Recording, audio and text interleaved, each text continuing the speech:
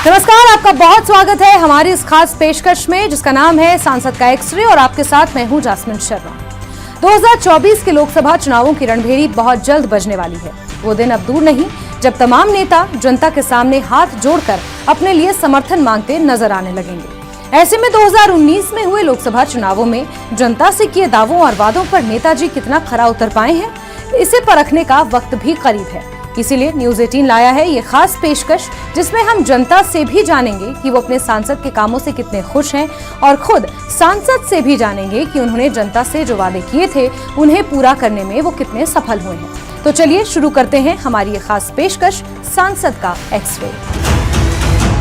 हमारे देश की संसद वो पंचायत है जिसे हमारे देश की जनता की आकांक्षाएं और इच्छाएं जुड़ी हुई हैं और इन उम्मीदों को पूरा करते हैं हमारे सांसद। आज हम बात करेंगे एक ऐसे ही सांसद के बारे में जो जम्मू कश्मीर के अनंतनाग लोकसभा निर्वाचन क्षेत्र का प्रतिनिधित्व कर रहे हैं। जी हाँ, हम बात कर रहे हैं अनंतनाग के सांसद हसनैन मसूदी के बारे में।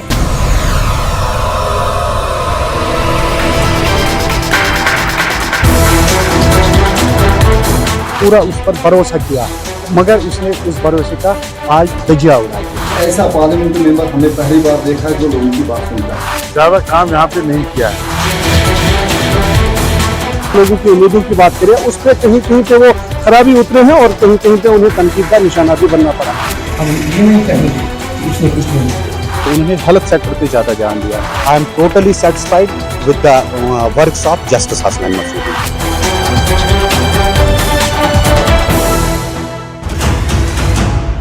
सबसे पहले एक नजर डालते हैं जम्मू कश्मीर के अनंतनाग से सांसद हसनैन मसूदी के राजनीतिक सफर पर। हसनैन मसूदी ने अमेरिका के हार्वर्ड लॉ स्कूल से LLM की पढ़ाई की और पेशे से एक वकील भी है। 2007 से 2009 तक प्रिंसिपल डिस्ट्रिक्ट जज का पदभार संभाला। Jammu Kashmir state juvenile justice board के चेयरमैन का दायित्व संभाला। 2009 से 2016 तक सांसद हसनैन मसूदी जम्मू कश्मीर हाई कोर्ट के न्यायाधीश भी रह चुके हैं। 2019 में जनता की सेवा के मकसद से राजनीति में पहला कदम रखा। नेशनल कॉन्फ्रेंस ने टिकट देकर हसनैन मसूदी को मैदान में उतारा। 2019 में पहली बार अनंतनाग से 17वीं लोकसभा के लिए चुने गए। लाइब्रेरी एवं आवास और शहरी विकास संबंधी संसदीय समिति के सदस्य रहे।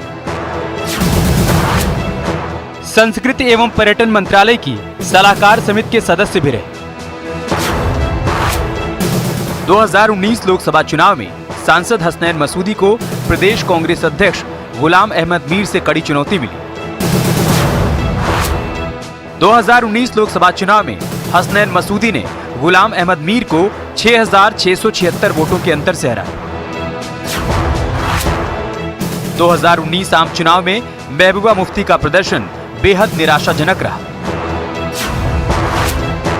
महबूबा मुफ्ती को महज 30,500 वोट मिले। 2019 लोकसभा चुनाव में मसूदी अपनी पहली चुनावी लड़ाई लड़ रहे थे। इस सियासी जंग में उन्हें 40,180 वोट मिले, जबकि PDP अध्यक्ष महबूबा मुफ्ती को 30,524 वोट और कांग्रेस के तत्कालीन प्रदेश अध्यक्ष गुलाम अहमद मीर को 33,504 वोट मिले। जम्मू कश्मीर की राजनीति में अनंतनाग को राजनीतिक रूप से संवेदनशील सीटों में से एक माना जाता है। स्प्रिंग्स की भूमि के रूप में अपनी पहचान रखने वाले अनंतनाग का एक समृद्ध सांस्कृतिक और राजनीतिक इतिहास है। आइए अब एक नजर डालते हैं अनंतनाग संसदीय क्षेत्र पर। 3,574 वर्ग किलोमीटर में फैला है अनंतनाग जिला। जम्मू कश्मीर की अनंतनाग सीट 1967 में अस्तित्व में आई। 1967 में कांग्रेस के मोहम्मद शफी कुरैशी यहां से 4 बार सांसद बने।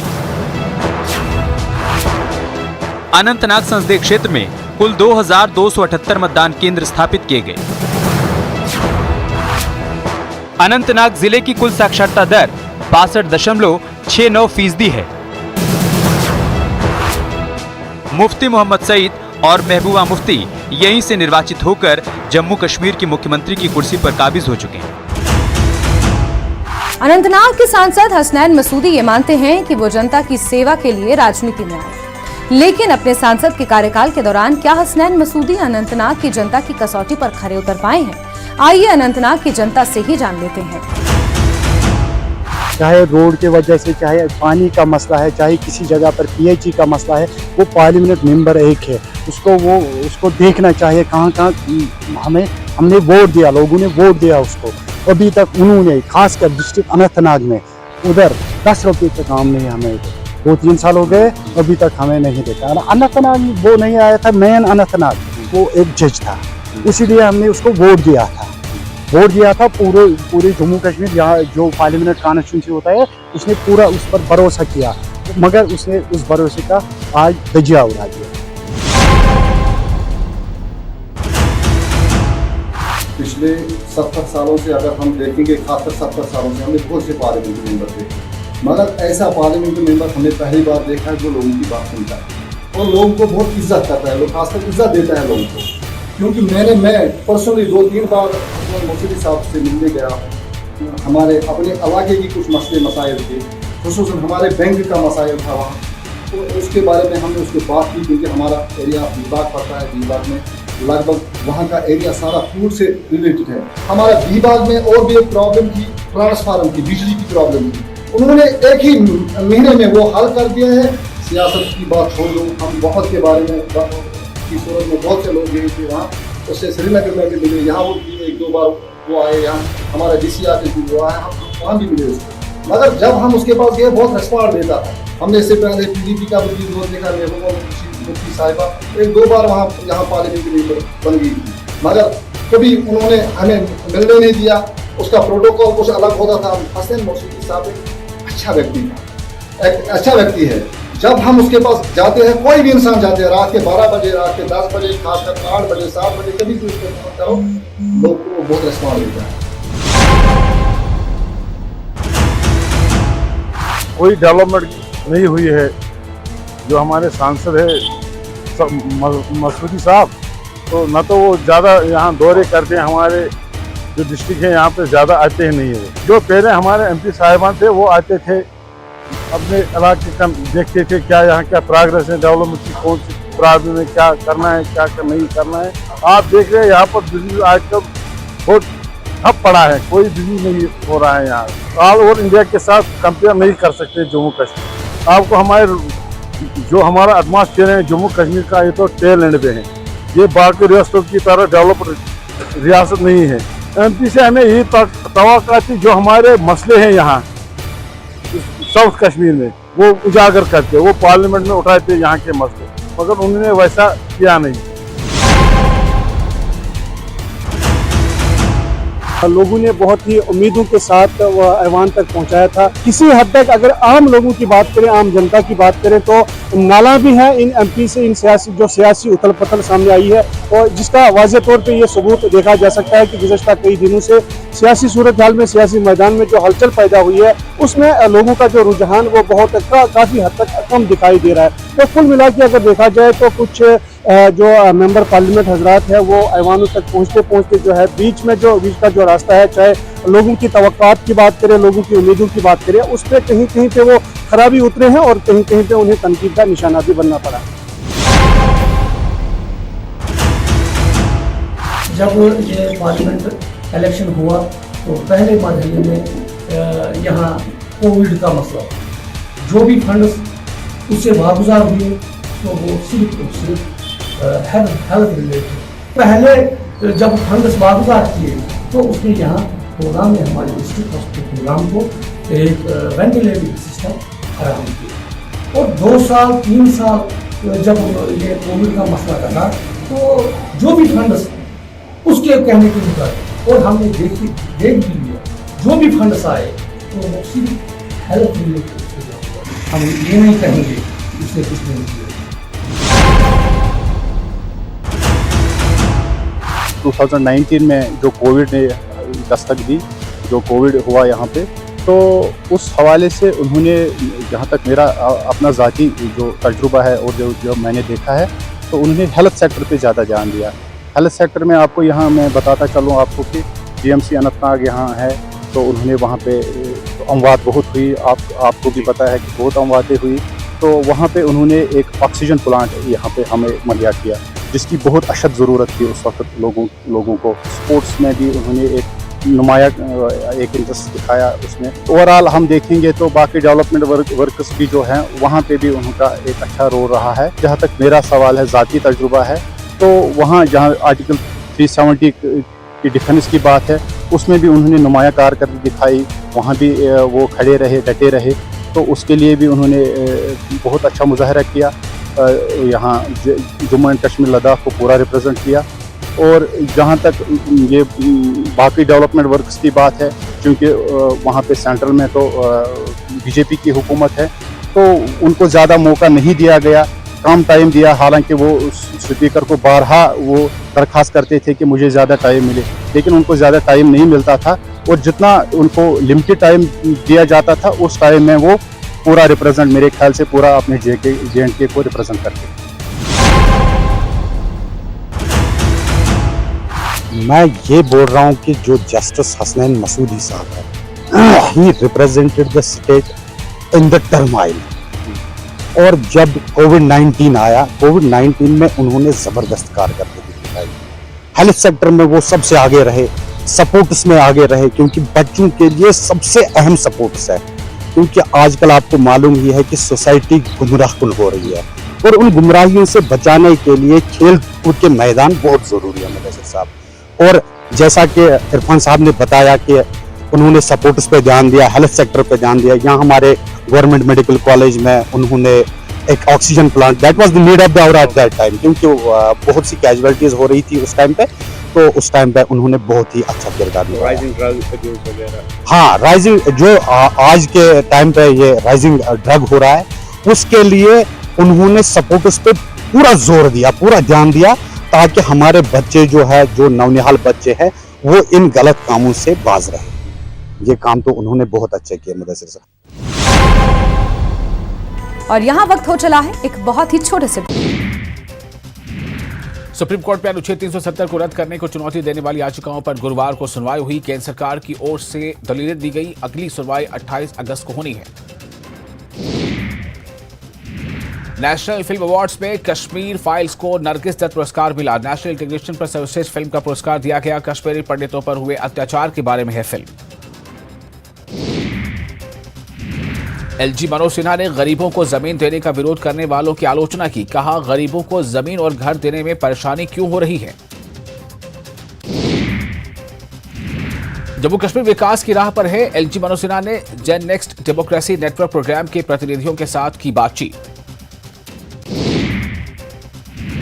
जम्मू चैंबर ऑफ कॉमर्स से शनिवार को जम्मू बंद की कॉल दी। चैंबर के अध्यक्ष अरुण गुप्ता ने टोल प्लाजा और स्मार्ट। ब्रेक के बाद एक बार फिर से आपका स्वागत है। हसनैन मसूदी पढ़े लिखे और काबिल सांसद हैं। जम्मू कश्मीर के कई मुद्दों पर प्रखरता से अपनी बात रखते हैं। बतौर सांसद हसनैन मसूदी ने विकास को हमेशा से प्राथमिकता में रखा है। उनका मानना है कि उन्होंने अपने कार्यकाल के दौरान इको टूरिज्म पर जोर दिया, साथ ही साथ अपने क्षेत्र में कनेक्टिविटी को बेहतर बनाने पर भी काम किया, साथ ही साथ स्वास्थ्य सेवाओं पर भी खासा फोकस रखा।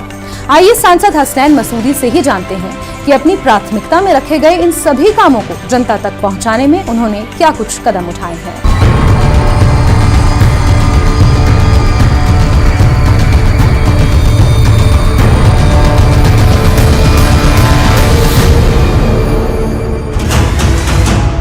एक पहलू है बीजेपी पार्लियामेंट मेंबर की, जो यहाँ के मेगा प्रोजेक्ट्स हैं, जो मुझे लगता है कि वो हमारे वजूद में आनी चाहिए। उससे यहाँ पर जो लार्ज स्केल पर फलाह बहबूद होगी, तो उस पर मेरा फोकस है। जो यहाँ की कापरन और दिशा रोड, जो मैं चाहता हूँ कि डेवलप हो एक नेशनल हाईवे की तौर पर, तो जो अब हमारे पास मसाइल है नेशनल हाईवे 1A को लेकर, तो उस पर मेरा फोकस है। उसमें तो 5,000 करोड़ रुपए का एक DPR बन भी गया है, और मेरा पूरा ये हिस्सा रहा कि वो अपनाया जाए, उसको इम्प्रूव किया। तो ये मुझे लगता है कि एक बहुत बड़ी चेंज होगी, एक तो वेजना के सारे इलाके में, और फिर वहाँ से जो इलाके हैं, जो पसमानदा इलाके हैं, डोडा के कास्तीगढ़, तो उसके लिए बड़ा एक बड़ा एक अच्छा कदम होगा। दूसरी बात है कि मैं चाहता हूँ कि पहलगाम श्रीनगर के साथ जुड़ जाए, लिंगदजन, पटनू, पश्तून रोड से एक तो टूरिज्म के दरवाजे त्राल के बालाई त्राल के इलाके पर लिंगदजन पर सलत के खुल जाएंगे। और दूसरी बात है यूं जहाँ पर ये कनेक्टिविटी बढ़ जाती है तो उसके साथ ही तरक्की बढ़ जाती है, उसके साथ ही मौके बढ़ जाते हैं, रोजगार के मौके बढ़ जाते हैं, इंडस्ट्री बढ़ जाती है। अभी तक त्राल और बाकी जो इलाके हैं पहलगाम के बड़े पिछड़ गए हैं जो तरक्की की दौड़ में। तो जहाँ ये रहा है जो जम्मू कश्मीर किया और फिर हेल्थ केयर में मेरा फोकस कहाँ रहा और मेरी तरजीह क्या रही। तो वो एक रेल कनेक्टिविटी काजीकुंड से पहलगाम तक, उसमें भी ये कामयाबी हुई कि एक तो फोकस अटेंशन हुआ और मुझे लगता है कि प्रिलिमिनरी उसकी सर्वे हो गई। यहाँ बारामूला कुपवारा की भी होगी और इसकी भी सर्वे हो गई। और अगर आगे मौका मिला और आगे हम इसको फिर फोकस में रखेंगे, इस पर हमारा जोर रहेगा, तो मुझे लगता है ये अच्छी और भी एक डेवलपमेंट होगी। काजीकुंड से सीधे ट्रेन जो होगी, और आपको मालूम है कि आजकल जो ट्रेन है तो बहुत ही कंफर्टेबल है और बहुत ही ट्रांसपोर्ट का बहुत ही बेहतर है। जैसे अभी जो वंदे भारत है या बाकी आप देखें जम्मू और दिल्ली की कनेक्टिविटी, ये सी बड़ी खूबसूरत और बड़ी आरामदेह और बड़ी कंफर्टेबल ट्रेन आई है जो टूरिज्म में। और जब ये कनेक्टिविटी होगी, जब ये जुड़ जाएगी रेलवे हमारा जम्मू के साथ, तो और भी इसका फायदा होगा। और इसी तरह मेरा 5 जो हमारी है और जो 5 टनल है उसमें सबसे बड़ा मडवा और वाडवान की जोड़ने वाली जो है जो टनल एक होगी वो दर्दपुरा में होगी और चौधरामन हो गया उस साइड से, चौधरामन से दर्दपुरा पश्चिम जो उपाला इलाका है। तो अगर ये जुड़ जाएगा तो 40,000 लोगों को वो कनेक्टिविटी अचानक के साथ उनकी सारी जो भी उनके इसके अलावा भी जो भी इस वक्त जो हमारी यहाँ पर फैसिलिटीज है उसका फायदा सीधे रामबन, किश्तवाड़ और बाकी जो चुनाव वैली के इलाके उनको पहुंचता है। हमारा कॉलेज हो या हमारा हेल्थ केयर सिस्टम हो का 21वीं सदी में हमारे मुल्क का एक हिस्सा है जहाँ पर बिजली नहीं है 40,000 लोगों के लिए कोई कनेक्टिविटी नहीं है। तो ये फिर बाकी है जो नाका है क्योंकि MRI नहीं है। मेरा जोर रहा पहले भी मैं जो हमारे हेल्थ मिनिस्टर उनसे और स्टेट मिनिस्टर उनसे बात हुई MRI के लिए, पेट स्कैन के लिए और जनाब यहाँ पर जो कैथ लैब के लिए अनंतनाग में इस वक्त जो टर्शरी केयर पर दबाव है सिकनेस पर श्रीनगर की या सुपर स्पेशलिटी हॉस्पिटल, वो इसी वजह से क्योंकि यहाँ पर हमारा मेडिकल इक्विपमेंट नहीं है, यहाँ पर जो डायग्नोस्टिक जो इस वक्त सिस्टम है वो मुस्तकम नहीं है। तो ये मेरा रहे जोर कि सारे जो मेरी मुद्दत रही है पार्लियामेंट में उसमें फिर एक पहलू, दूसरा होगा दूसरा पहलू है MP लैड के हवाले से। देखिए मैंने कोई 4 करोड़ रुपए हेल्थ केयर पर लगाए 4 असला में, सबसे ज्यादा उसमें अनुदान। एक मैंने यहाँ पर ICU कोविड ICU किया, उसके बाद 2 वेंटिलेटर, उसके बाद यहाँ तकरीबन 10 जगह या 5 से ज्यादा जगह मैंने डिजिटल एक्सरे का 10 का मेरा प्रोग्राम है डिजिटल एक्सरे का। तो जनाब और फिर जो क्रिटिकल केयर एम्बुलेंसेज का शुपिया में भी एक, और शुपिया में भी पुलवामा में कोविड अस्पताल के लिए मैंने मावनत की अपने फंड से, तो शुपिया में 2 वेंटिलेटर लगवाई, पुलवामा में भी और कुलगाम में भी। तो मेरा फोकस पहला रहा, पहली तरजीह रही MP लैड के हवाले से हेल्थ केयर, और ये हेल्थ केयर मैंने मुस्तकम किया और आई एम सेटिस्फाइड इसमें किया। और भी प्रोग्राम है जैसे देखिए मेटर्निटी हॉस्पिटल जो है ICU है विजयवाड़ा है, उसके लिए मैं कमिटेड हूँ। और मेरा प्लान है कि यहाँ पर आंखों के इलाज के लिए एक इक्विपमेंट है जो हाई डेंसिटी इक्विपमेंट है, हाई तो वो इक्विपमेंट हो ताकि यहाँ से अमृतसर और श्रीनगर जाना पड़े जाएंगे मरीज। तो इसके अलावा मेरा फोकस रहा जनाब जो पावर का बिजली ज्यादातर, क्योंकि हमारे 4-5 महीने के करीब यहाँ पर विंटर होता है, तो मैंने तकरीबन 30 इलेक्ट्रिक सबस्टेशन अपने MP लैड फंड से क्रिएट की, 30 सबस्टेशन नाग में, पुलवामा में, शुपिया में, कुलगाम में। तो उस पर फोकस है और मुझे लगता है कि अभी काम करने की बहुत जरूरत है। और यूथ के सर्विस के हवाले से मैंने कोशिश की कि ये मुस्तकम हो जाए जहाँ पर फैसिलिटीज नहीं है, खेलने की फैसिलिटी, क्योंकि एक हमारा टूल जो हमारे पास है वो टूल है हमारे हित में है कि हम उनको वहाँ से डाइवर्ट उनका अटेंशन करें, क्योंकि ये एस्केपिज्म है। देखिए ये फिरार है। तो मैंने सेमिनार्स का सिलसिला शुरू किया। अब जो मेरी 16 कॉन्स्टिट्यूंसी मेरी है, 4 डिस्ट्रिक्ट है, 25 लाख लोग हैं जिनको मैं रिप्रेजेंट करता हूँ लोकसभा। यहाँ पर 16 हमारी 60 हमारे होती है, हमारे लेजिस्लेटर्स होते हैं जो अपने सारे मामला अपने अपनी कॉन्स्टिट्यूंसी के उठाते हैं। और आम अगर आपने देखो पार्लियामेंट कभी भी पार्लियामेंट में ड्रेनेज की बात नहीं होती है, ड्रिंकिंग वाटर की बात नहीं होती, कोई नहीं करता। वो कितना ही मुथरिक क्यों न हो पार्लियामेंटेरियन, कभी बात नहीं करेगा, सड़क की बात नहीं करेगा। लेकिन यहाँ जो मसाइल मेरे मसाइल है वो सब लोगों के मसाइल, वो ये कि यहाँ पर एक असेंबली नहीं है जहाँ पर मामले उठाए जा रहे, मुझ पर ही बोझ पड़ता है, मुझ पर ही जिम्मेदारी आई हुई मैं सारे मामले उठाऊँ। तो अब जनाब कश्मीर को, श्रीनगर को खाक करार दिया गया, एक लंग कैंसर का कैपिटल मुल्क में ये सवाल, चाइल्ड कैंसर की ये सवाल, एनवायरमेंट के हवाले से जो आलूगी है उसका सवाल, और फूड जो दरपेश है 30 लाख ये तो टन के करीब 3 मिलियन टन हमारे पैदावार होती है, लेकिन ट्रांसपोर्टेशन रुकी है, बीच बीच में करोड़ों रुपए का नुकसान का सामना होता है। वो सवाल की सड़क क्यों रुकी है, सड़क में क्यों ट्रांसपोर्ट में क्यों डिस्ट्रप्शन हो रहे हैं। और फिर जो आप बाहर से लेने वाला आ रहे हैं उस पर टैक्स माफ कर रहे हैं, तो यहाँ की फूड इंडस्ट्री का क्या होगा।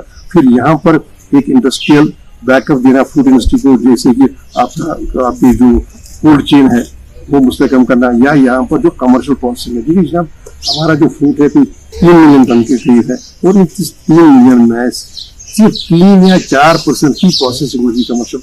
सबसे बड़ा सवाल है जनाब हमारी बेरोजगारी का। मैंने कई बार या तो मिनिस्टर साहिबान से मिलती या तो मिनिस्टर साहिबान से मिले बगैर पार्लियामेंट में कई बार आपने देखा कि मैंने 61,000 delivers, casual workers, need based workers की बात की है, जो हॉस्पिटल डेवलपमेंट फंड में है या कॉलेज डेवलपमेंट फंड में है या हमारी होम गार्ड में है।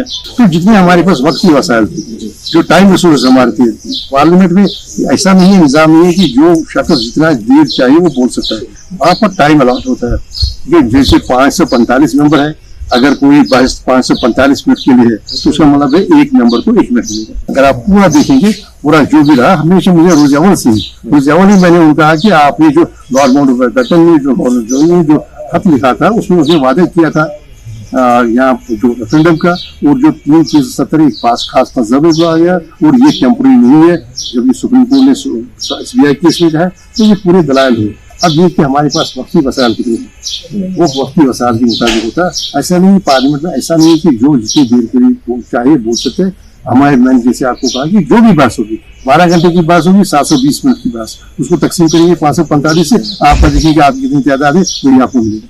और उसके बाद जो भी मौका है हम याद दहानी करते रहिए कि आपके फैसले 5 अगस्त में नई मुल्क क्या है इंटरेस्ट में थी, नहीं जम्मू कश्मीर की आवाम के इंटरेस्ट में थी। अब ये है, ये तवक्का है कि नहीं आप आधे घंटे 15 मिनट 20 मिनट तक बड़ी मुसलसल कैसे नहीं, ऐसी इजाजत है नहीं। जो फर्ज था हमारा वो हमने पूरा किया, और हमने गैर मुल्क में रखा। ये नहीं किसी हाउस में किसी ने कहा नहीं जी वहाँ तरक्की है, यहाँ मामला तरक्की का नहीं है, नहीं जी सब कुछ है, मामला है आईन के खिलाफ होने का, और वो हमने पूरी शिद्दत के साथ पूरी जोशी से ये बात है। मुफ्ती साहब जाहिर सी बात है कि कुछ लोग जो है आपकी कारकर्दगी से खुश है, नुमाया तौर पर उनको लग रहा है कि भी कुछ डेवलपमेंट हुई है उनके इलाकों में, लेकिन ऐसे भी लोग हैं जो कहते हैं कि हमने MP को देखा नहीं, हम नहीं जानते कि हमारा MP कौन। अगर आपको याद होगा जिसमें कोविड में या कोविड से पहले खासकर कोविड में हर एक हेल्थ केयर फैसिलिटी का मुआयना किया, वो कापरन हो, वो कमर हो, वो लार्मो हो, PSC लार्मो हो, वो सीर हो, वो फ्रेशुकाम हो, जेशपुरा हो, मटन हो, हर जगह मैं ही तो ज्यादा विजिबल हूँ, मैं ही तो हर जगह लोगों के साथ हूँ। और मुझे नहीं लगता कि कहीं पर कोई ऐसा होगा, कोई कुछ एतराफ है कहीं जिसने जो इतना एक्टिव रहा हो।